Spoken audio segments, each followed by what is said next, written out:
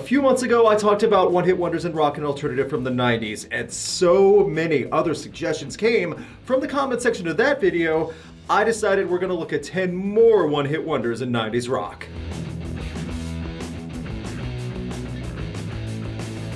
If you're curious to see what the one-hit wonders were that I talked about last time, you can check out that video in the video description and info card. After checking out many comments on that video, here's what I was able to pull for 10 more entries. This video does not have any order or ranking, just a list, not a top 10.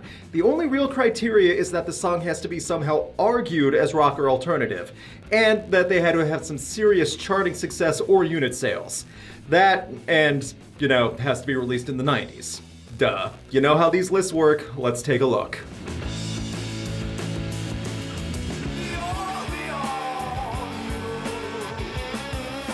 One of the most talked about 90s rock one-hit wonders in the comments section of the first video was In the Meantime by Spacehog. Off the 1995 debut album Resident Alien, the track definitely falls under the category of everyone knows this song but no one remembers the name of the song or band. The guitar riff is a huge hook and the bass line is strong. I feel there's a reason this song stood out so well in the mid-90s even if the band didn't. Kind of a shame because Spacehog is solid despite the funny name. Their debut and follow-up album had decent songs, and while they got a good amount of soundtrack attention from movies and TV in the 90s, nothing really stood out like In the Meantime. The song ranked at number 1 on Billboard's mainstream rock chart and did well on the Billboard Hot 100 along with many other charts, leading to Resident Alien also getting high on Billboard's top 200 albums. For a debut album and a number 1 rock song, you can't ask for better in a time where good music was everywhere. I enjoy the song. It's instantly nostalgic from when I was a young kid and not even really listening to rock specifically at the time. Richard Steele had a unique flair for making good riffs that stood out in a song, and this is a perfect example of that. It's also the perfect addition to the mid-90s time capsule of what good alternative and rock music was. Simple, smooth, fun rock. I miss that right now. Spacehog took their shot toward the sun and landed among the stars. Through that, they had some love from the past of humankind. That was the best play on the lyrics I could think of. Still a good song.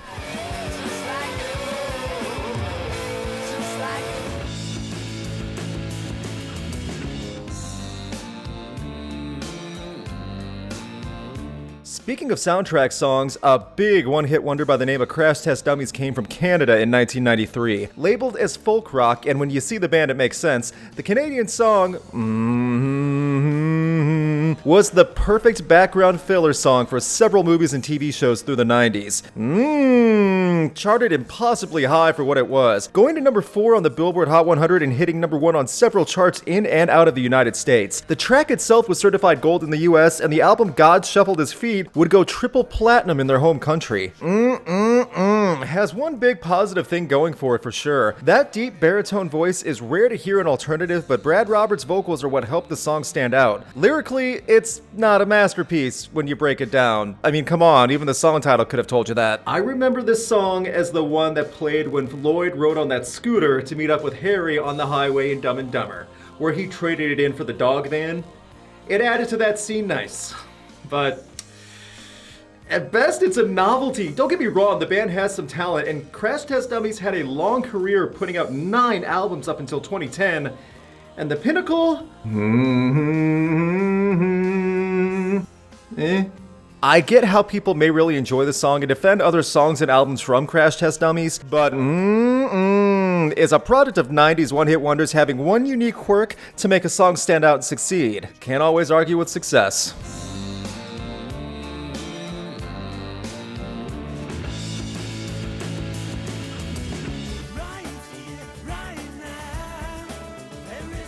In the early 90s, a British band by the name of Jesus Jones set out to prove they knew how to make a hit. Inspired by events at the time from the Soviet Union, as well as being inspired by the music writing of Prince, Right Here Right Now off the 1990 album Doubt became an international hit song and stayed on top of the charts for months. Not only did Right Here Right Now hit number 2 on the Billboard Hot 100, but the song also charted throughout the world and landed at number 17 in the Billboard year-end list of 91. It was a college radio phenomenon and was played roughly in 10,000 movie trailers. Killers. The album Doubt, which featured Right Here Right Now, would go on to be certified platinum in the UK and gold in the US. Jesus Jones are still listed active as of today, with most of the original lineup still intact. The group even self-released their latest album Passages in 2018. This song has a wild bridge, a raspy, whispery vocal range, and somehow it stood out in that short era before grunge took over. There was a narrow window for this track to get noticed, and Jesus Jones had amazing timing with that. I don't hate the song. The track really is known for just the chorus, but there is more to take in if you give it a listen to the song and the band in general, as they did know how to write a big hit. At least once. There's a reason why the track is still in the back of everyone's head, as it's an instant earworm once you hear it. Jesus Jones, which, let's be honest, is a pretty dumb name, proved a lot of people wrong when they made an international classic of a song in a time where rock was changing. A miracle worthy of Jesus. Jones. That joke was awful, I'm sorry.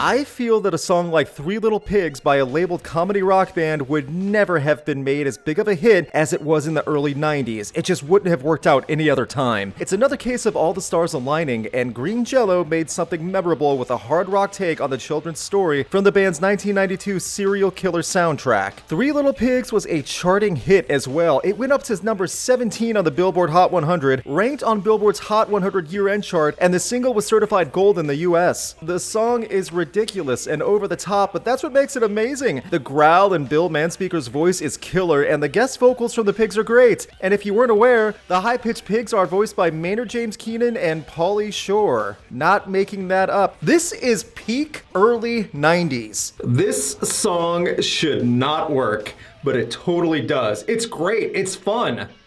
Dumb fun, but it's still fun. The guitar riffs are great. Danny Carey on drums works well. I mean, the Tool connections really hit hard when you think about the personalities in the band and how tied they are to Green Jellÿ and making a long-written, long-performed version of Three Little Pigs. No one asked for it. Everyone loved it. Green Jellÿ was the predecessor to Tool, so for all you Lateralus diehard fans out there, you better play Three Little Pigs in respect. Proof that shenanigans and children's stories can lead to something epic.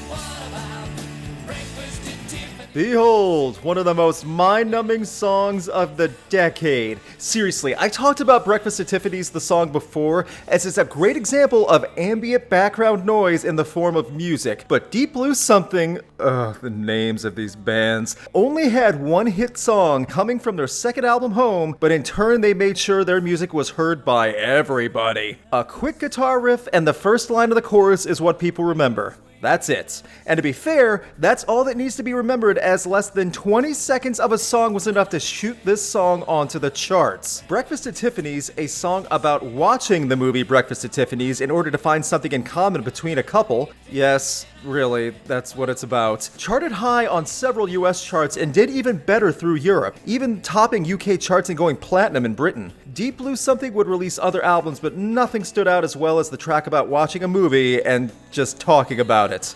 I'm bored just thinking about it. While inoffensive, Deep Blue Something and their big hit Breakfast at Tiffany's is one of the most difficult songs to pay attention to. You can't focus on the music because it's so tepid and plain. You just lose focus after 30 seconds. You might get pulled back in after the song title and that descending riff plays, but then it's back to random background noise about Audrey Hepburn's film. The 90s were weird. Of all the one-hit wonders from 90s rock and alternative, Breakfast at Tiffany's might be the hardest to rock out to, if only because everyone forgets they're listening to music as the song goes on. Rock and roll, everybody.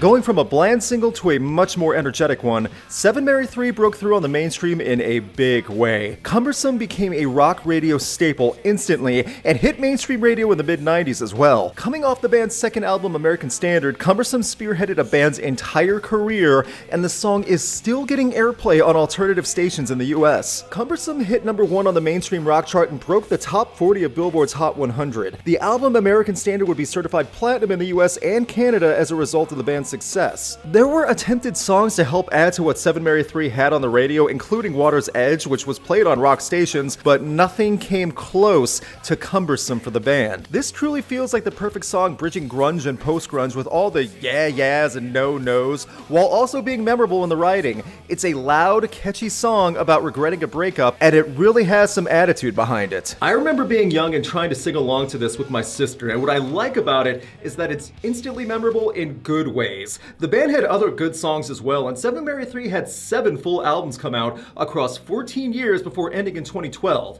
That's a great run for a group that had one of their big hits remembered for positive reasons. I think Cumbersome was a bit of a blessing and a curse, because while 7 Mary 3 made a name for themselves through the song, they never again got up to that level. Still doesn't mean that Cumbersome isn't a fun song to hear.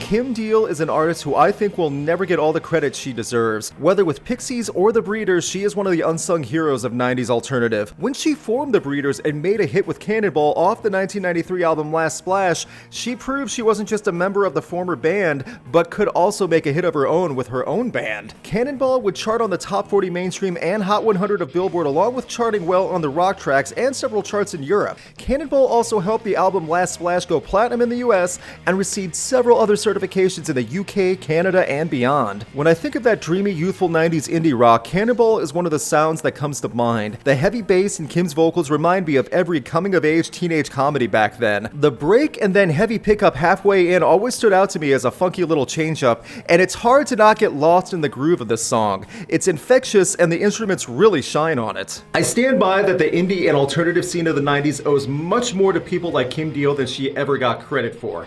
I may not love the Breeders as much as Pixies, but the Breeders had an interesting run, starting and stopping several times and even releasing an album as recent as 2018. I'm willing to bet most people had no idea the Breeders were still technically active. MTV made sure that Cannonball was heard everywhere in the US, and rock radio took it from there. The Breeders may have only had one big hit overall, but the band still made a big splash.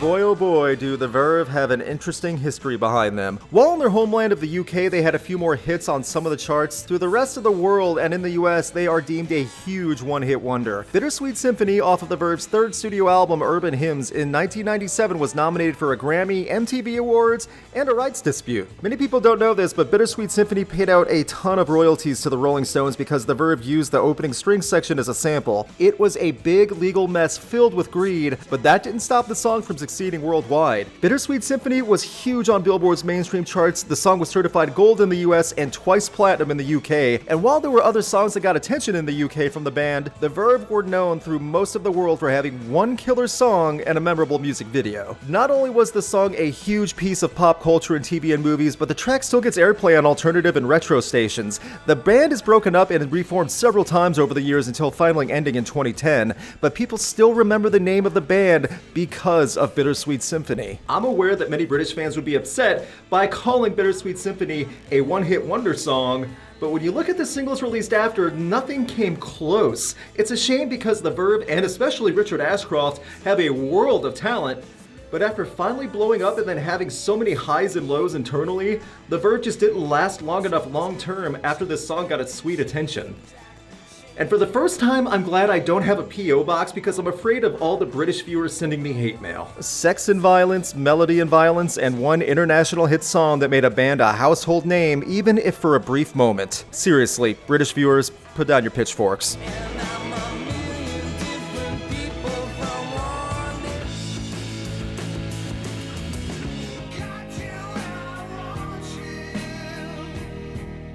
One band that was near the tail end of the alternative explosion was the Hollywood band The Flies. In 1998, alternative was starting to lose attention along with rock in general from the mainstream focus, and the song Got You Where I Want You off of the group's second album Holiday Man had just enough staying power to make sure that no one ever forgot the chorus hook of this song after one listen. Got You Where I Want You not only made several Billboard rock charts, but also got their album Holiday Man to get on the top 200. Considering the time frame when boy bands and the Latin music craze were all taking focus away from alternative and rock, a smaller band being able to gain some attention for a song was impressive. The track has a big feel and almost like it came out several years earlier than 1998. According to singer Adam Paskowitz, the Flies were trying every possible sound at the time because they were constantly touring and playing every little venue they could, so for this song they took it out on the alt-rock vibe. It worked, as this is definitely a sound they could capitalize on as one of the last bursts of 90s alternative. Got You Where I Want You has a good rhythm, and that soaring chorus and hook really captures you. You still will occasionally hear it in TV soundtracks and commercials.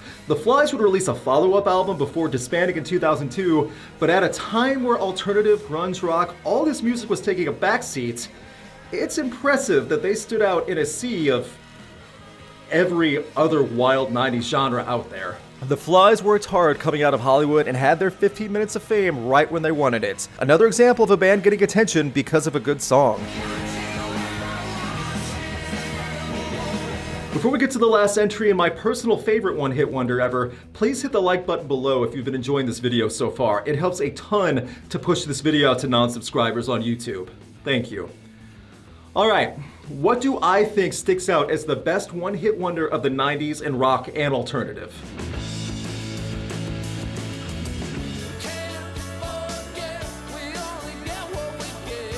This was by far the most requested song to talk about from the comment section in the first video, and is a staple of 90s alternative, pop, rock, whatever you want to classify New Radicals as. You Get What You Give is still cherished. It's 2021 and there are still fans obsessed with New Radicals. The reason I didn't talk about the song last time was because several years ago I made an entire video on the album Maybe You've Been Brainwashed Too. You can check out that video in the video description and info card. As for You Get What You Give, this was a song that took over top 40 as a feel-good song and got plenty of MTV rotation due to its extremely 90s music video. It was a fresh song that was longer than the average top 40 alternative rock track, and this is definitely counting as 90s alternative, which is why I'm including it on this list. Rolling Stone placed it in the top 50 songs of the 90s, VH1 named it one of the best one-hit wonder songs ever, and You Get What You Give charted everywhere. It's hard to even keep up all the accolades and stats in one frame. Along with being certified gold in the UK and the album going platinum in the US, the track has been a constant pop culture staple and is still being re-recorded and remade for commercial use. Some of the best praise I've ever heard about the song came from The Edge of U2, saying that You Get What You Give was the song he was most jealous of. The Edge wishes he would have written this one.